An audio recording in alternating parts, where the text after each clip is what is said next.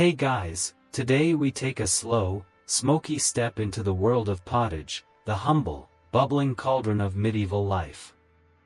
You won't find it on any Michelin-starred menu. But make no mistake, this thick, lumpy stew fed empires, launched revolts, and likely caused at least a few indigestion-related religious epiphanies. You are standing in a one-room cottage. And your nostrils are filled with the unmistakable scent of something. Stewing, not in the good way. The fire smolders under a blackened iron pot, suspended over a simple hearth. No onion sizzling, no butter melting, no aromatic herbs wafting through the air. Just the earthy aroma of barley, maybe a few dried peas, and the faint hope that someone found a leftover bone to toss in. Welcome to dinner. Pottage is not a dish. It is a condition. You do not make pottage. You live with it. It has been cooking for days, weeks if you are lucky, and the pot has not been emptied in just as long. You eat a bowl, top it off with water and whatever scraps you scavenged that day. And let it simmer again. It is dinner, breakfast, and lunch. The original slow cooker, minus the electricity and hygiene. You grab a wooden bowl, if you are fortunate, and ladle out a scoop. It is thick, uneven, and steaming. It tastes like everything and nothing, root vegetables turned to mush, a few grains for texture, maybe the ghost of a turnip from last Tuesday. If today is your lucky day, there is a soft shred of meat. You are not asking what kind. You already know you do not want the answer. This is not cuisine. It is survival. And you better believe you are not alone.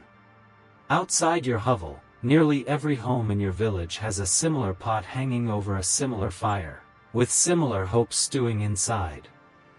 It is the original peasant network. If someone finds mushrooms or snags a dead pigeon, it might just circulate.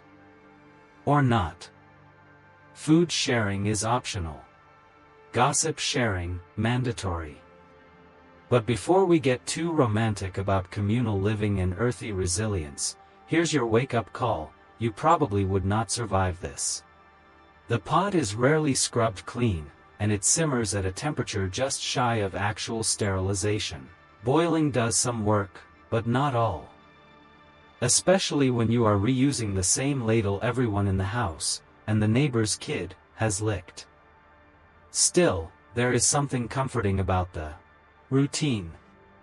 You stir the pot, taste it, grimace, and eat anyway. Hunger does not care about seasoning.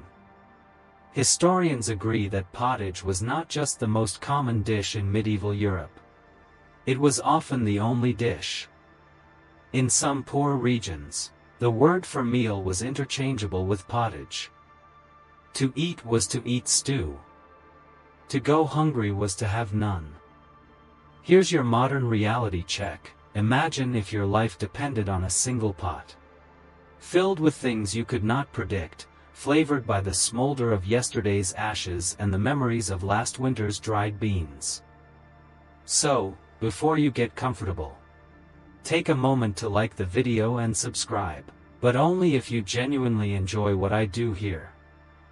Now, as you blow on your spoon and force down another bite, let us look inside that mysterious medieval pot and see what you are really eating.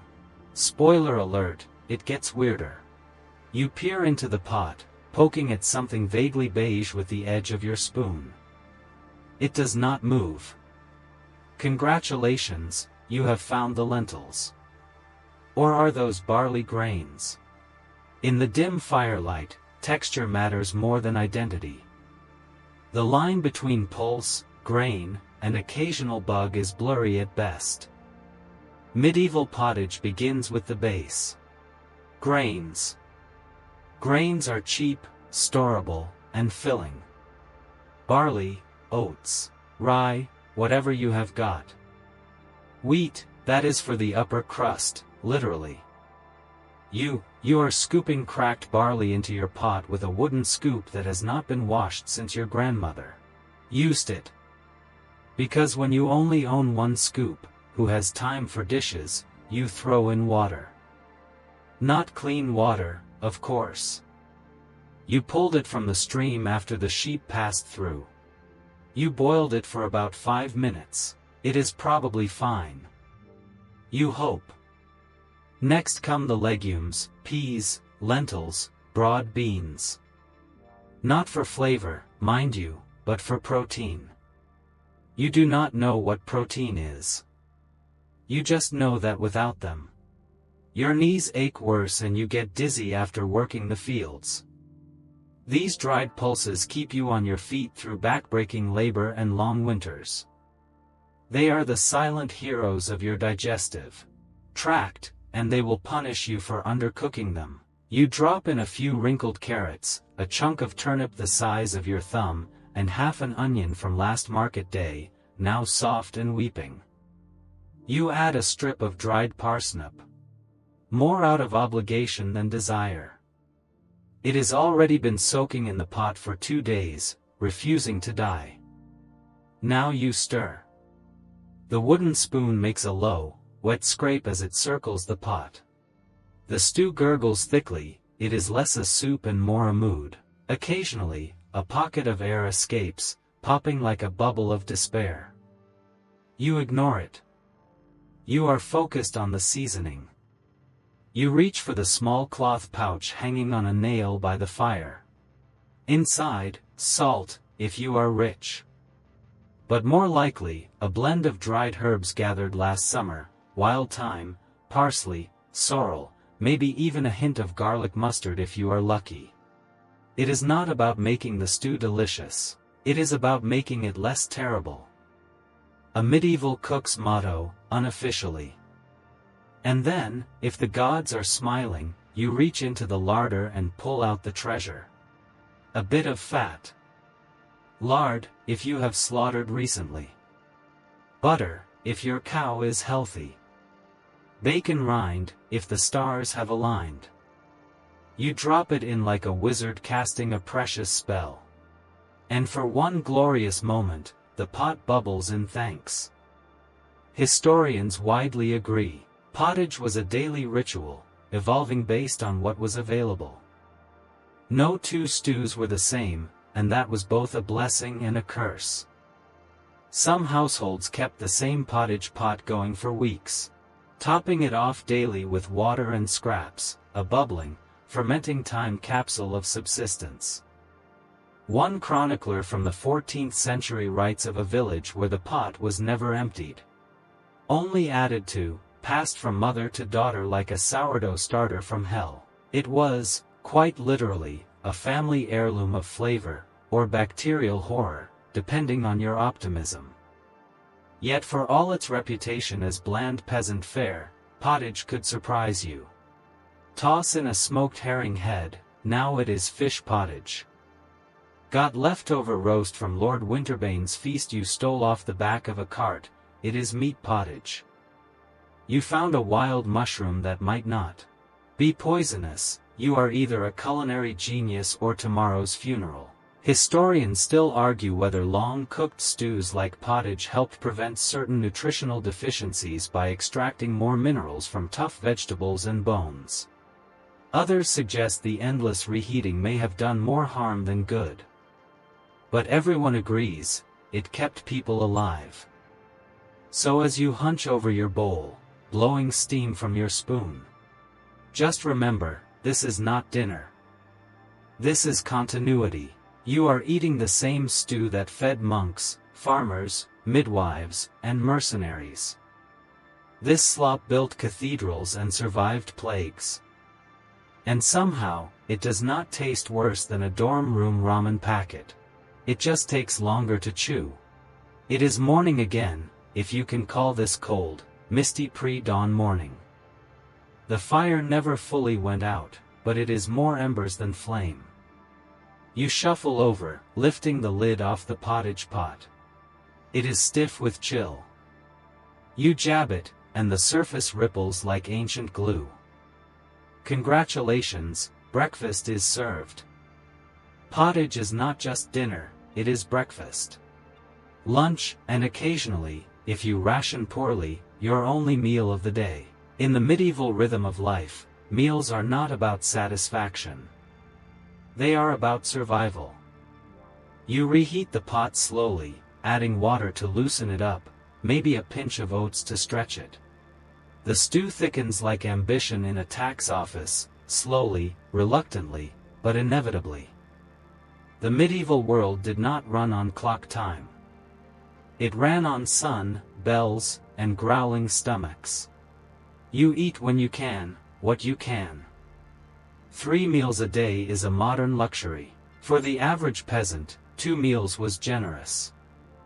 1 was more common. If you were working in the fields, maybe your lord offered a handful of ale and pottage at midday. Maybe not. Sometimes, the pot had to last for days. You ladle the bubbling mass into a wooden bowl, still etched with the grooves of knives long broken. There is no cutlery. You dip your fingers, tear off a hunk of dark rye bread, and use it like a scoop. If you have children, they crowd around you now, eager for their share.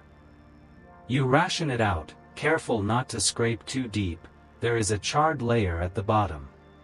And nothing ruins the day faster than the taste of burnt onion sludge.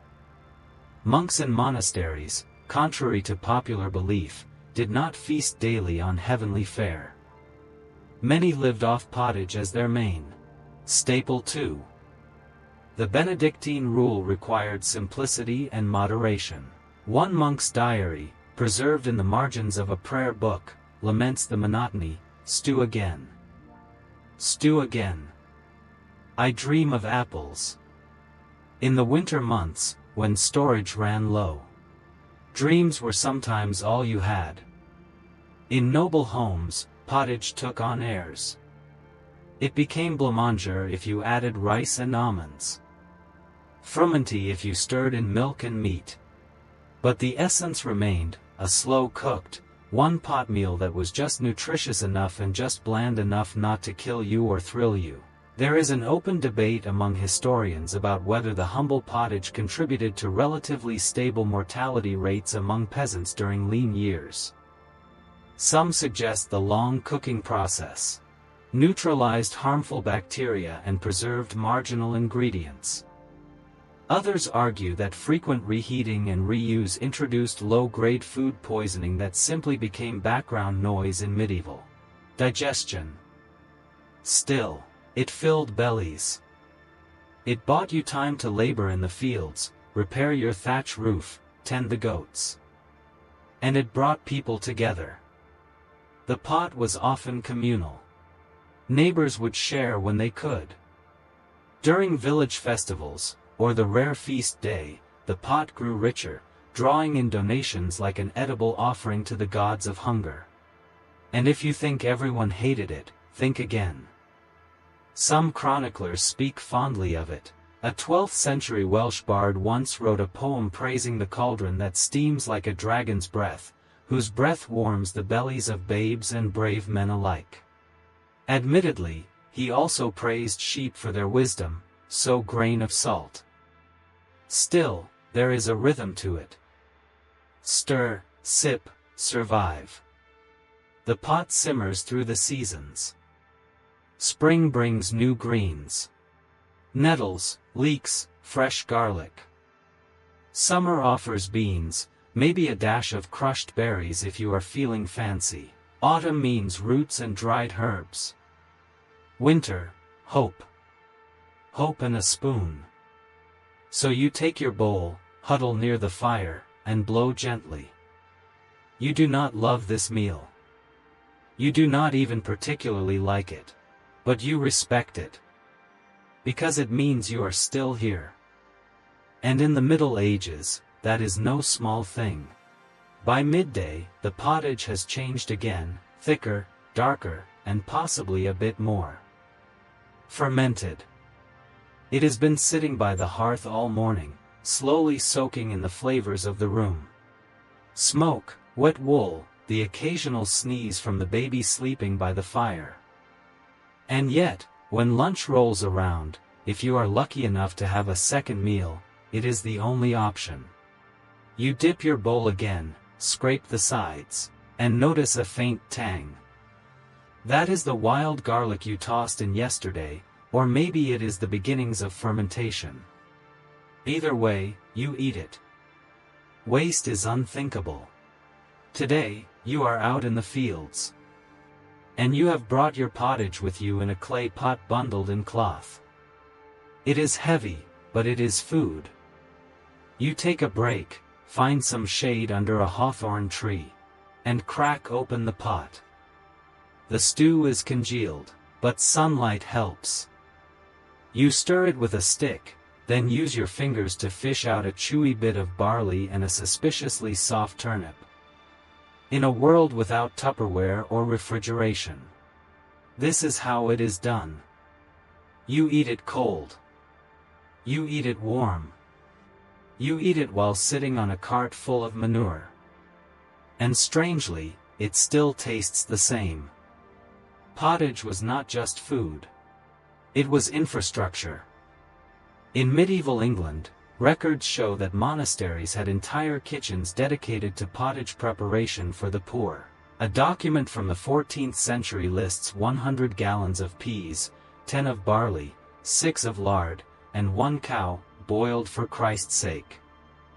They served it at hospital gates, monastery kitchens, and to passing beggars. In France, during times of siege, the pottage pot never stopped.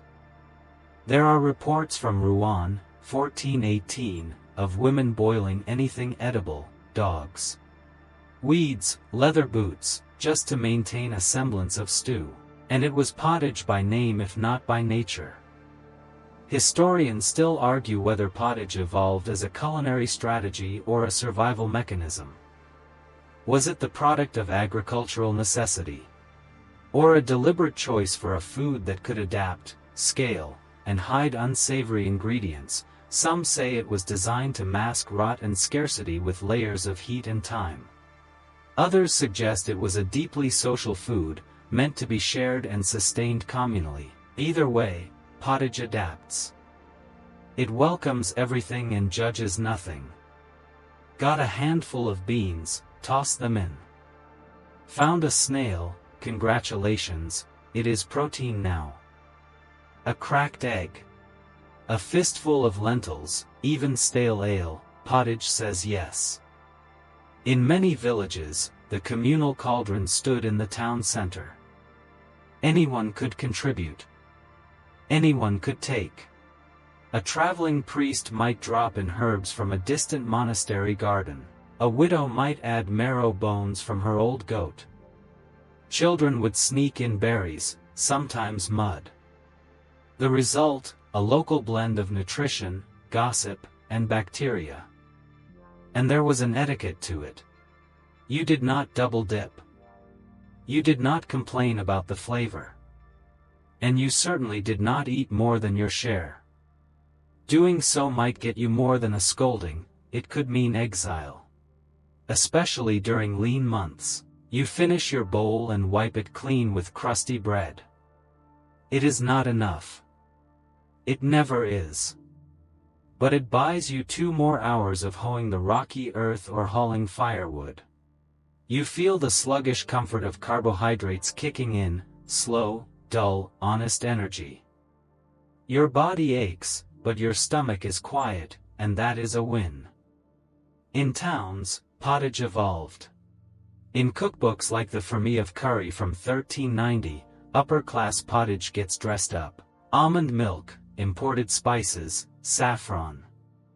The dish becomes emblematic of class stratification, the same root meal, served worlds apart.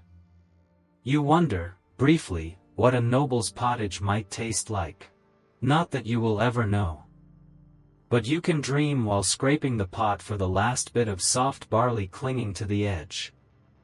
You lift it to your lips and drink it like soup. It is lukewarm, oddly salty, and strangely comforting. Because somehow, in its unglamorous, ever-changing form, this stew connects you to everyone else, rich or poor, hungry or fed. And that might be the most filling part of all. Back home, the cauldron greets you like a loyal, if grimy, friend. It has not moved in years. It squats in the hearth like a small iron deity, blackened, crusted, and eternally half full. You lift the lid, not with reverence, but with braced nostrils. The scent is as familiar as your mother's scolding: sour barley, sweet cabbage, smoky wood, and that undercurrent of something died here last week but boiled long enough to be forgiven. The fire's embers are low, so you stoke them with twigs and yesterday's bread crusts. You pour in some water, toss in a few foraged greens from the roadside, nettle, sorrel, and what you hope was not dog pea parsley. And you give the cauldron a stir. It sputters in response. The surface breaks with greasy bubbles. Somewhere near the bottom, a lentil from last week floats to freedom. You are now officially cooking. There is no recipe here, just rhythm. One handful of whatever's edible, 2 turns of the wooden spoon, a sprinkle of salt if you are lucky. The pottage thickens slowly. Barley grains swell like tiny balloons.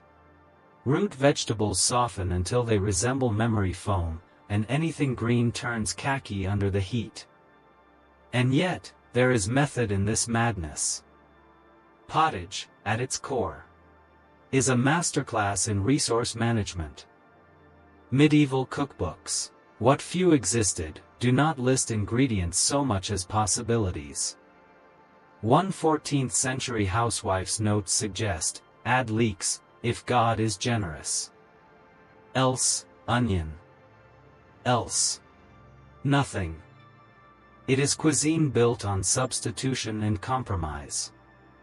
Historians still argue whether these home cauldrons served more nutritional or social functions. On one hand, they kept families alive.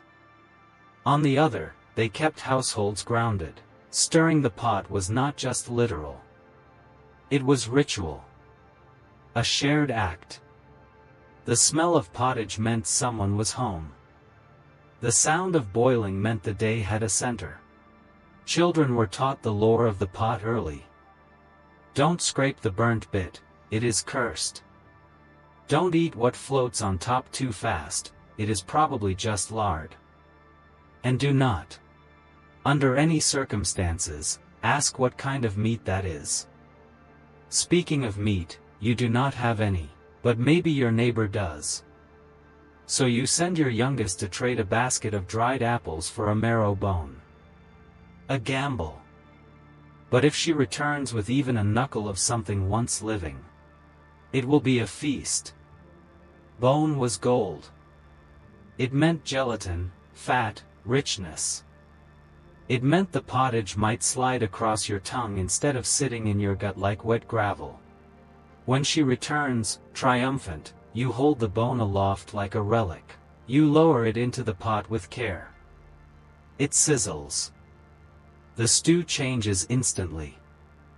A layer of oil blooms across the surface. You do not even care if it is mutton or rat. It smells heavenly. Dinner is near. Outside, the light is fading. Neighbors call out to each other in half words. Smoke from every chimney tells the same story. Somewhere, someone yells at a dog for stealing a turnip. The world is quiet, except for the murmur of pots, like a chorus of ancient stomachs, bubbling in unity. You gather the family. No plates. Just bowls, wooden, dented, stained with history. You ladle the pottage thick. Steaming, and a little proud. It is not beautiful. It is not even photogenic. But it is warm. It is yours. And tonight, it includes meat, barely. Your eldest dips a crust of bread into the bowl and makes a satisfied grunt. Your mother sniffs and mutters, "Could use more garlic." You roll your eyes. She says that every night. Still, you smile. Because this is not just food. It is continuity. This is what your grandparents ate. What they stirred while waiting for the plague to pass, or the winter to end. It is what filled bellies after the harvest failed. It is what was served after birth. And before death. Pottage is how the people held on, one spoonful at a time. The next morning, you wake to the sound of coughing, your neighbors, probably. Thin walls and thinner lungs. The fire has died. Again. The pottage in the cauldron is cold. Thick like porridge, a glutinous brown slab with yesterday's dreams congealed on top. But you know better than to throw it out. This is breakfast. You slice the remaining hunk of last week's bread, now so hard it could deflect arrows, and drop it into the pot. A bit of water, a bit of stirring. The blob begins to melt into something vaguely edible again. And so the cycle begins anew. This is what makes pottage different from any modern dish. It is not just a meal. It is a system. A process. A life form. The medieval version of a sourdough starter, if the starter smelled like defeat and hope. It never fully leaves the pot. Day after day, you add more water, more grains, another onion if you have it, maybe some fish bones from the market gutter. What you do not add is just as important. No sugar. No spice unless it was your birthday last week and someone owed you a favor. Pepper, imported. Forget it. Saffron, that is for monks and miracles. You build the stew with what is near. Not what is ideal. Historians still argue whether pottage evolved from necessity or convenience. Was it the best humanity could do, or the best we chose to do? After all, this constant stew meant no waste. No dishwashing. No reinventing dinner. Just consistency. Quirky evidence for pottage's legendary longevity shows up in manorial accounts, where stewpots are listed as heirlooms, handed down through generations. Not just the cauldron, but the stew itself. Imagine inheriting a stew that is older than you. In one dubious but oft-repeated folk tale, a Welsh family claimed their pot had not been fully emptied since the reign of Edward I. Believe it or not, that is not even the weirdest pottage fact. Some medieval physicians believed that stew had temperaments, based on the balance of its ingredients. Too much barley, cold and damp, bad for melancholics. Add a leek. Now it is warming and dry, good for phlegmatics. Your dinner might cure your mood, or worsen it. And they documented this with absolute seriousness, as if your stew was part soup, part therapy. You glance at your pot and wonder. What kind of emotional crisis is this? No matter. The important part is that it keeps you alive. Barely. And maybe even happy, once in a while. You head outside with your wooden bowl. Still warm in your hands. You squat on the stoop with the others, eating in silence, watching the pigs root through the mud. Your friend Tom has cabbage in his. You trade a chunk of crust for a few shreds of green. It is the social contract of pottage. Everyone eats the same thing, but no two bowls are quite alike. Across the street, someone's arguing that the village priest has a secret supply of chickpeas. You chuckle. Probably true. The church has access to things the rest of you only dream of. Lentils. Almond milk. Sometimes even fish that is not just bones and regret. Your aunt claims that, long ago, she tasted a noble's stew at Michaelmas. There was saffron in it, she says, as if recalling a vision of heaven. And raisins. The idea is scandalous. Sweet things, in a stew, blasphemy, or brilliance, hard to say. And now you want raisins. But until that day, you will stir your pot, patch the bottom with oats when the barley runs low, and toss in dandelion leaves like they are truffles. Because in the end, the point of pottage is not luxury. It is survival. Shared, steaming, and always waiting for tomorrow. And there is comfort in that. Even if it tastes like Tuesday, every single day. By now, your nose has gone blind to the scent of pottage, part earthy warmth, part yesterday's decisions. But when guests arrive, they always wrinkle theirs. Especially if they are from the manor. They say nothing, of course, but you catch that momentary pause. That little sniff. And yet, they eat it. They always eat it. Because this stew, humble as it is, transcends status. Lords and laborers alike know the comfort of a warm bowl. What changes is what floats inside. For you, it is onions, barley, and a prayer. For them, venison, perhaps. A splash of wine. The stew of privilege. But even then, it is still pottage. In medieval kitchens across Europe, the great cauldrons bubble like sorcerers' kettles. Huge iron pots suspended over fires, tended by cooks who barely know rest. These are not modern chefs with white hats and artisan spoons. They are usually boys or women, sleeves rolled up, hair matted with soot. Their tools, long wooden paddles and iron hooks. Their ingredient list, whatever has not rotted yet.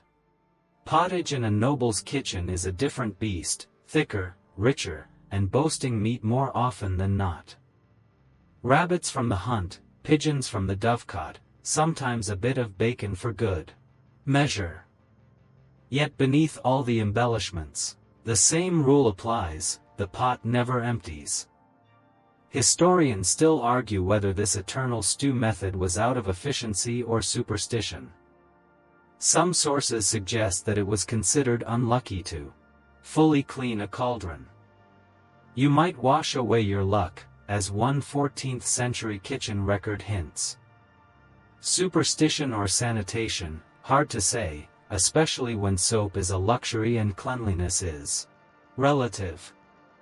In Paris, in the heart of the left bank, a taverner's ledger from 1381 shows that their house stew was a bestseller.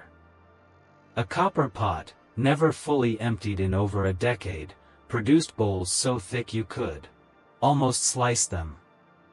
Locals swore it had medicinal properties. Outsiders swore it had legs. There are fringe theories that taverners spiced the stew not just with herbs, but with ashes. Yes, ashes, from the hearth, not the herbs. Supposedly it added body. Others claim bits of charcoal helped with digestion. Whether this was culinary wisdom or collective delusion is still debated in academic corners and over drinks, ironically, in those same Parisian taverns. Your own pottage, modest as it is, shares this legacy. You stir it with the same reverence, the same resignation. It is not just food, it is a bridge to something older than you. And occasionally, when you add a new ingredient, say, a handful of wild garlic or a leftover hunk of dried apple, you are not just improving the taste. You are innovating. You are altering a recipe that is 1,000 years old. And who gave you permission? No one. But your growling stomach is a pretty persuasive voice. At the manor, the steward paces the hall while bowls are distributed to servants. You know the trick. Skim from the top, where the meat rises. The lower ranks get the gruel near the bottom, where the oats clump like soggy bread. Meanwhile, the lord and lady sit at the high table, eating trencher bread soaked with pottage rich enough to shame your whole village's pantry. You hear tales of raisins, almonds, even imported dates in their stew. Someone claims they use sweet wine from the south. You try not to roll your eyes. They may have fancier spoons, but they are still eating the same thing you are. Just with upgrades. Quirkily, even kings were known to eat pottage, though their scribes used fancier words, like ragout or broth of 10 beasts. Don't be fooled. Underneath the gloss, it was still barley and bones.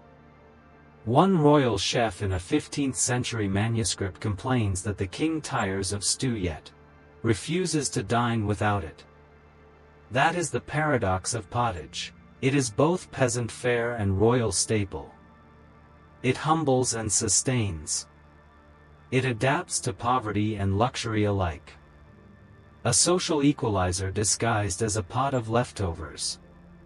And at the end of the day, after all the guests leave, after the manor cools and the fires burn low, what remains is not the memory of the feast, but the pot, still simmering, still waiting, still ready for tomorrow. You ladle another scoop from the pot.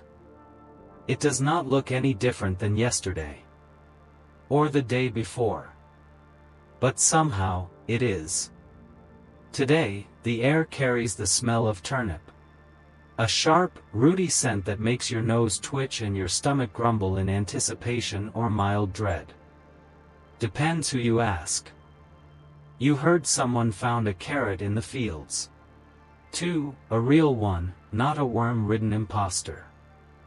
A feast. The kids perk up at the sight of something orange. That is how rare it is. Pottage teaches you to appreciate the smallest upgrades like they are miracles. Because in a way, they are. Outside, the wind rattles the shutters.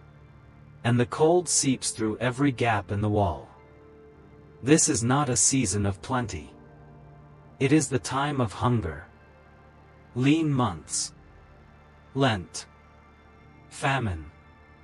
You have lost count. You are not starving. Yet. But your bones are lighter, your belt tighter, and your dreams, well, they are starting to taste like bread. This is when pottage becomes something more than food. It becomes resistance. There is a ledger from a Benedictine monastery in Yorkshire. In the winter of 1316, a brutal famine year, the brothers recorded 120 straight days of barley pottage. No meat, no fat. They wrote that our patience was tested in the pot. Poetic and pitiful. Historians still argue whether that famine was due to weather, overpopulation, or sheer mismanagement. Maybe all three. Crops failed. Livestock died. Trade routes were frozen. But the stew kept bubbling. It always does. You pass your bowl to the eldest first. Grandmother, barely speaking now. She nods, not in thanks, but in ritual. Feeding the old first is tradition, and when tradition fails, there is shame. And worse. There is grief. You eat slowly, chewing each mouthful longer than needed, partly to make it last, partly because your teeth ache. You are not sure if it is malnutrition or age. Doesn't matter. The pot is still warm. That is enough. Fringe lore whispers of healing. Pottage, recipes with herbs meant to cure not just hunger, but spirits. Elderflower, thyme, wild nettle. Not because they work, though who knows. But because belief itself can be medicinal. In the village, old Morwen claims she cured her daughter's fever with leek pottage and a whispered rhyme. Everyone laughs at her. No one dares test her. Even pottage has its saints. Saint Zita, patron of maids and stew stirrers, supposedly made enough soup from scraps to feed 30 beggars. The math does not work. But the faith does. They built shrines for less. And then, of course, there is the stew you do not eat. Sometimes the pot is empty. Sometimes your neighbor's door does not open for days, and when it finally does, they ask for water, not food. That is when you know it is bad. You share anyway. Because pottage is not just about survival. It is about sharing the burden. You have seen families scrape the bottom of the pot, then pass it to another family without hesitation. It is not generosity, it is insurance.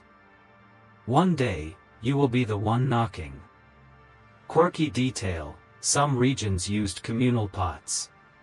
Literal village cauldrons that never cooled. People brought their ingredients, pooled them together, and took back bowls based on what they contributed. It was messy. It was unfair. But it worked. And every so often, there is music. Someone starts humming as they stir. A song passed down, same rhythm as the ladle. Same cadence as the bubbling broth. One verse for barley, one for beans. A song that has been cooking for generations. You lean back, bowl empty, stomach half full. You are not satisfied. But you are not hollow. That is victory, for now. You glance at the pot. Still warm. Still enough. Tomorrow. Maybe someone will find a leak.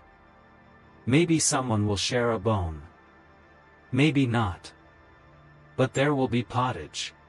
You do not always know what day it is. But you know when it is pottage day. Which is every day. At this point, it is not just survival food. It is the centerpiece of your year. The seasons are not marked by holidays or church bells, they are marked by what goes into the stew. In spring, you pray for peas. Bright green, soft enough to bite without boiling them into paste. Summer means turnip tops and wild sorrel. Sharp and lemony, enough to convince your tongue you are eating something fancy. Autumn brings the root glut, parsnips, carrots, onions if you are lucky, and dried beans if the harvest was good. And winter. Well, winter's a bowl of boiled memory. Even the nobles eat it, though they won't call it pottage. They call it herb stew or saffron broth, because throwing in a pinch of spice and serving it in a glazed bowl makes it noble, apparently. But it is still pottage. Still peasant food, just wearing a crown.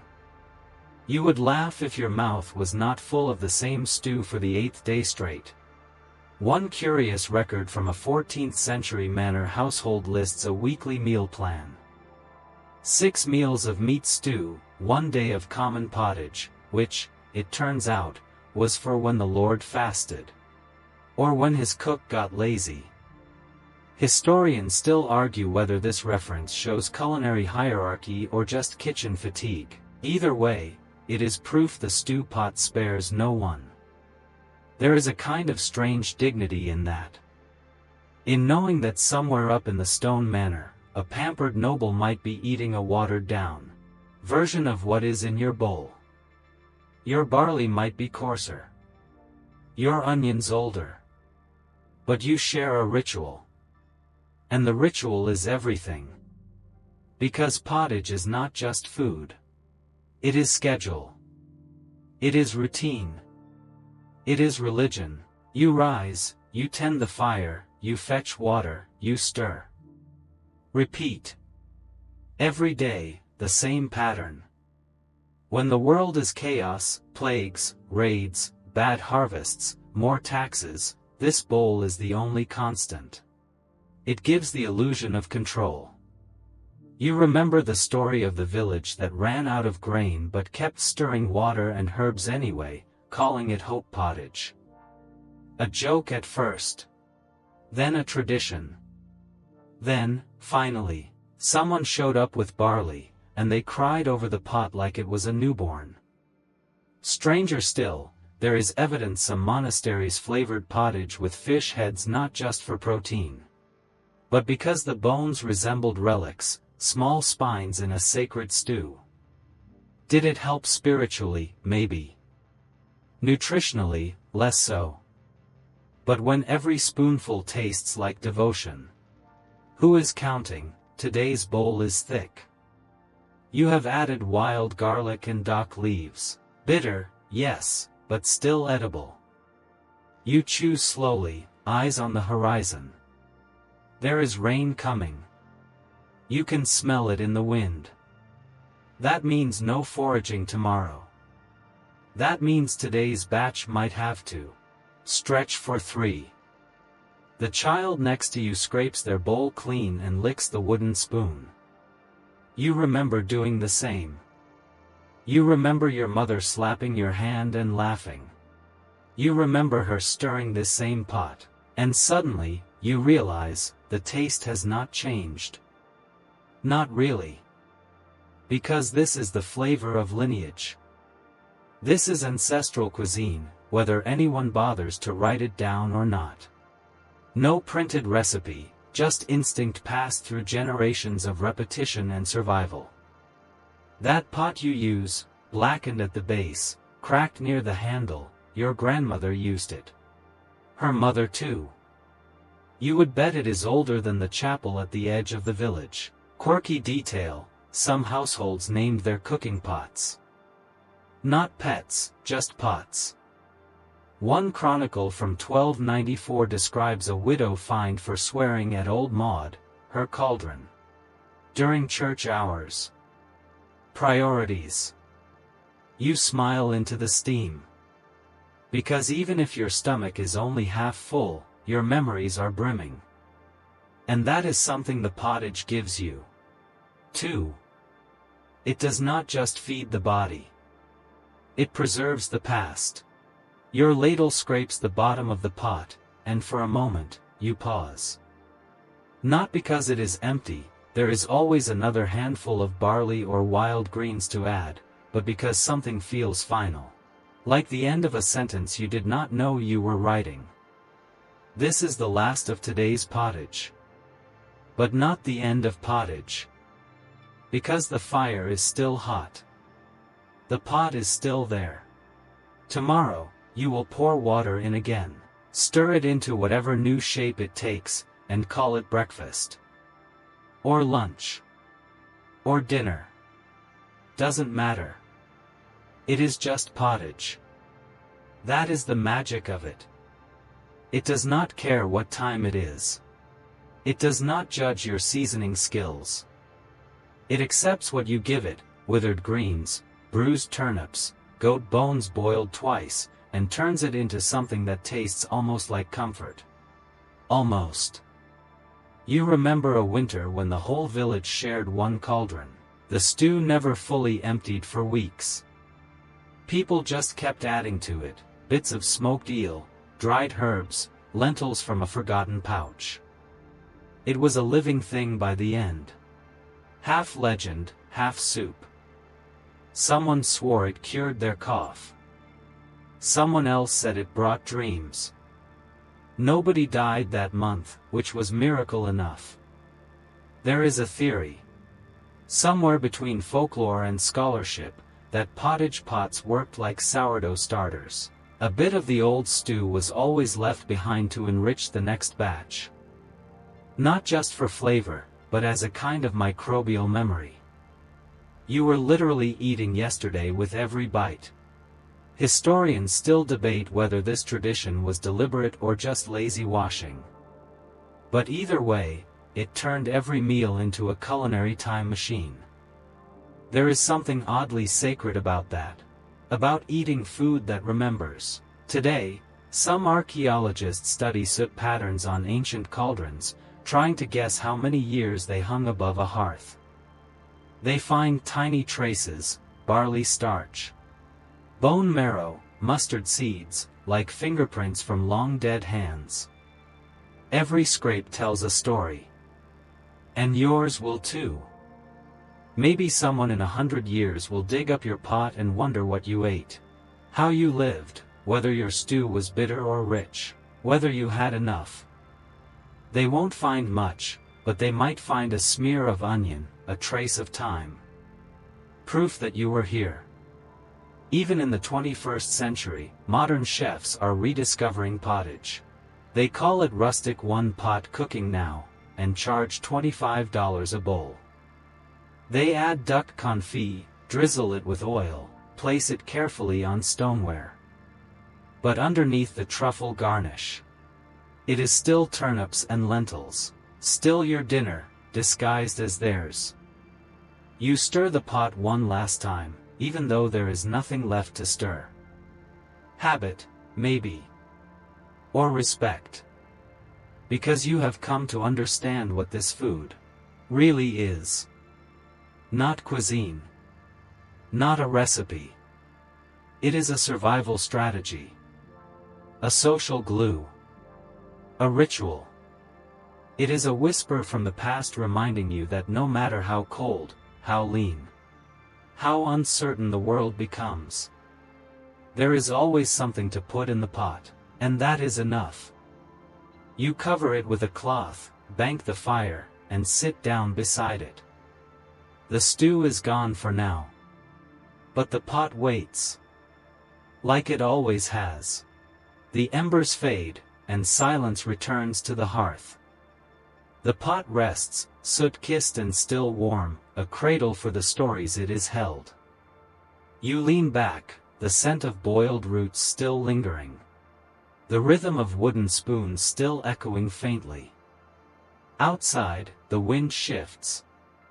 Another day will come, and with it, another stew. But for now, let the quiet settle. Let the weight of centuries ease off your shoulders. You have seen how a civilization eats, breathes, survives.